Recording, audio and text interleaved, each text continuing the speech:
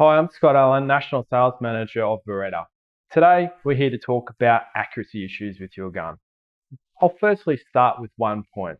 All Seiko, Tikka and front gear rifles that come out of the factory have been accuracy tested within their factory specifications. So on the day, under those conditions, with that person, that optic and that ammo, each rifle has passed a factory accuracy test. So that's a really good place to start. Now, when you buy a rifle, you're buying a bare rifle. You're buying just the rifle. You're not buying any accessories, the scope, the rings, the bases, the bipod, the sling, even a muzzle brake. There's lots of accessories that we can put on a gun. Usually the accessories is where sometimes our accuracy starts to go a little wrong. So let's look at it in a little more depth. Let's take the scope. First place you want to start is the optics. Optics and mounting solution. Normally we have rings and bases, sometimes we have a ring mount. We want to go around, make sure that everything is tightened correctly. So that's including the bases. The bases underneath here have a couple of screws normally. Sometimes you'll need to take the scope off if you're having issues. Check the bases are torqued up correctly to the factory specifications of that particular mount manufacturer. Then put our rings back on carefully and then the optics back on as well. Tighten those all up to factory specifications. Shoot another group and see how you go. If you're still not satisfied with the grouping or it's outside the manufacturer's recommendations, well, what you want to do is start looking at your optics. Scopes can cause problems. It's usually the number one place we have an accuracy issue with a firearm. So what we want to do is we want to do a couple of simple tests. If you've got a bore sighter that you can put in here with a little grid system, what you can do is take your caps off. Take both off, because it could be your elevation or it could be your windage. So we have elevation here and windage here. What we want to do is a little simple test. We want to put our bore sighter in. We want to look at the grid, have a look through the scope, see where it's positioned on the grid. We do a couple of things. Get a backhand of a screwdriver or a rubber mallet and just tap your scope like this and see if your reticle is actually jumping around on the grid. What causes that jumping around sometimes is maybe we have our elevation or our windage for that matter adjusted far too far over. So what we have inside here is these little springs called erector springs. Those erector springs are squashed like this. It will allow the reticle to jump around like this, causing you inaccuracy. So on your target, you'll see the bullet jumping here, there, here. Sometimes you may even get two together and all of a sudden one over here. That could be simple fix of adjusting your scope out a little bit, making sure those erector springs aren't under stress, problem solved. Another problem that we could find, and it can be a part of your erector spring problem, is the tracking. To check the tracking on your scope, set up a target and you want to do a square. So whether it's an even amount of clicks, so you want to go right, down, left, up, and an even amount of clicks. Let's call it 12 clicks. In most scopes, that'll be 3 inches. So we'll be doing a 3-inch square.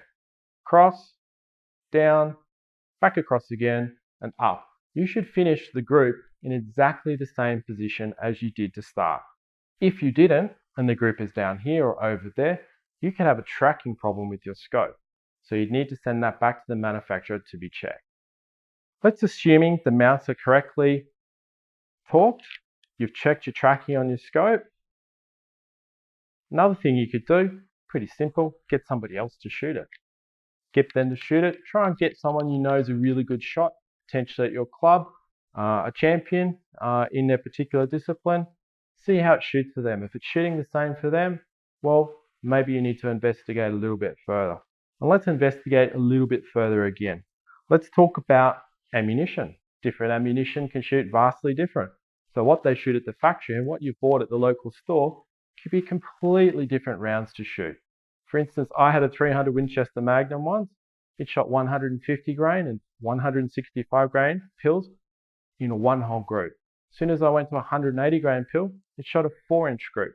By simply changing the ammunition, my groups went from 4 inches to through the same hole. So make sure you try a variety of ammunitions. Make sure you try them on different days as well. So different climatic conditions will give you different group sizes. The other thing when you're shooting a group When you shoot from a cold barrel, usually you will get one shot that flies down, up, across. That's your cold bore shot. Maybe don't take that into account. Shoot one group with a cold bore group, see how your group ends up. Next group after that, put more credence on that. Your third group, that's probably going to be where the sweet spot of your rifle is. Once you start shooting more and more groups, obviously your rifle barrel will get hotter. As it gets hotter, you'll find that the barrel is fouling also. Fouling can also cause severe accuracy problems. Depending on the caliber, fouling could occur after 20, 30, 40 rounds. So you need to check your barrel is not foul. A really simple way to do that is grab the rifle, turn it upside down, get an LED torch, have a look inside. You'll see the copper fouling. It looks like copper. It's pretty easy to see. Some rifles foul worse than others. Sometimes when a rifle is new, you'll get more fouling than when it's older. So sometimes new rifles require a little bit more cleaning. So make sure your rifle is totally clean. Going back to the cold bore shot again. If you have a cold bore shot, it must be with a clean rifle. If your rifle is clean as opposed to dirty, they'll perform two different groups for you. So very distinct thing, clean your rifle before you shoot it again. If you aren't sure about the optic, I'll quickly go back to that, change it for another optic. Try it, see how that particular optic shoots as opposed to the one that you had on it. That could solve your problem as well. Let's go to something else with your rifle. Often we get a new rifle, we take it apart, we adjust the trigger. We don't pay too much attention sometimes to how we do the action screws up. You need to do it up to the manufacturer's torque settings. Check your manual, call customer service, and they'll give you the correct torque rating. But if you don't have a torque wrench and you just want a rule of thumb, you want to do it a good hand tight on the forend, and you want to do it a little bit less on the rear of the stock. So tighter, not so tight. By adjusting the rear bolt a little bit this way and a little bit that way, you'll find it can help with your accuracy. It will change your group sizes in some cases. Now let's have a look at this typical rifle. We've put a scope on it, a sling, a bipod, and in this case there's a muzzle brake. So we've got a lot of accessories. What difference can that cause? Well, I've seen at times people put a bipod on, and when there's not a stud from the factory, putting their own stud in, coming through the stock and then physically touching the barrel. Anything that's touching your barrel will also cause the rifle not to shoot well. So whether that be stock or another foreign object, all tickers and psychos are floated from the factory. Now when I say floated, they don't have to be perfectly even on each side of the barrel channel, it just needs to be floated. If you get a piece of paper and you run it through here, you'll see that it's perfectly floated. When you get a ticker or psycho rifle, you will see, you'll see a little foam strip that shows you the gun is perfectly floated. As I said, you don't have to have a perfectly even gap in the barrel channel. All you need is the floating of the barrel. It's never perfect, that barrel channel, and it has nothing to do with the accuracy of your rifle. Going on to other accessories.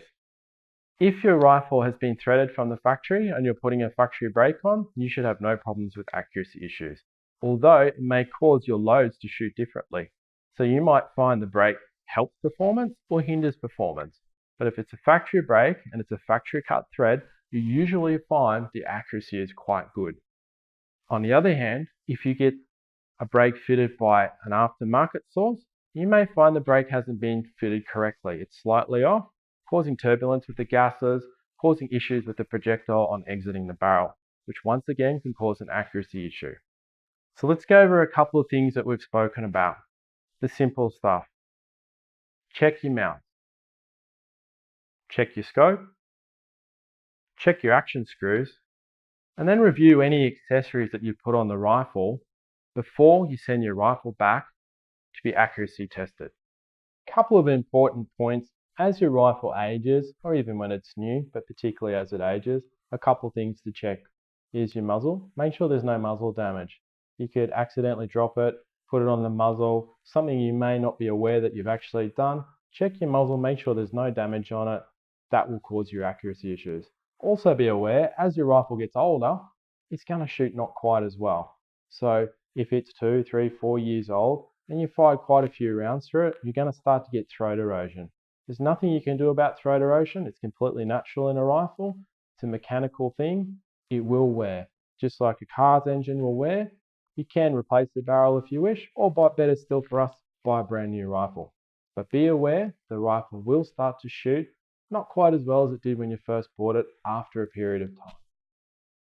Thanks for listening. If you've got any questions, contact Beretta Customer Service on the email provided down the bottom of the screen.